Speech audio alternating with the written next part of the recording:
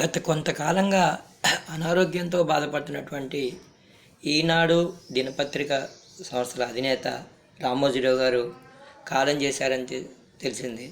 చాలా బాధాకరం అండి. ఎంతోమందికి ఉపాధి కల్పించినటువంటి ఒక మహా వ్యక్తి. నిజమేనండి. మీరు ఈ వనసలిపురం ఇలాంటి ఏరియా మీరు చూస్తే ఎన్ని రాష్ట్రాల నుంచి ఎంతమంది వచ్చి ఇక్కడ ఉపాధి పొందుతున్నారో మీరు ఒక్కసారి చూడగలుగుతారనమాట. అంటే ఎంప్లాయ్మెంట్ జనరేషన్, ఒక విజనరీ.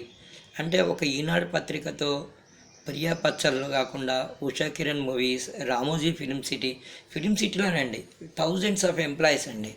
ఈ లెవెల్లో ఎంప్లాయ్మెంట్ జనరేట్ చేసినటువంటి రామోజీ రావు గారు ఈరోజు కాలం చేశారని చెప్పి చాలా చాలా బాధ కలిగిందండి. వారి ఆత్మకి శాంతి చేకూరాలి.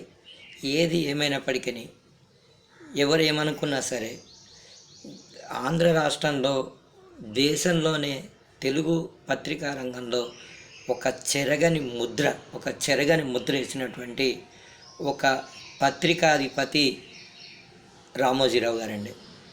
రామోజీరావు గారు దయ వల్ల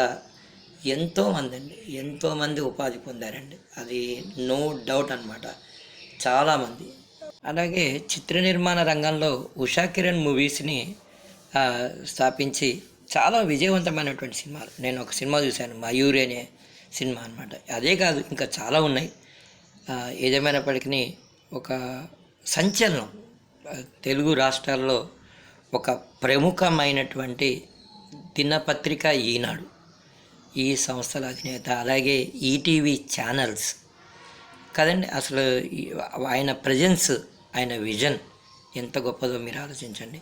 రెస్ట్ ఇన్ పీస్ రామోజీరావు గారు, రెస్ట్ ఇన్ పీస్.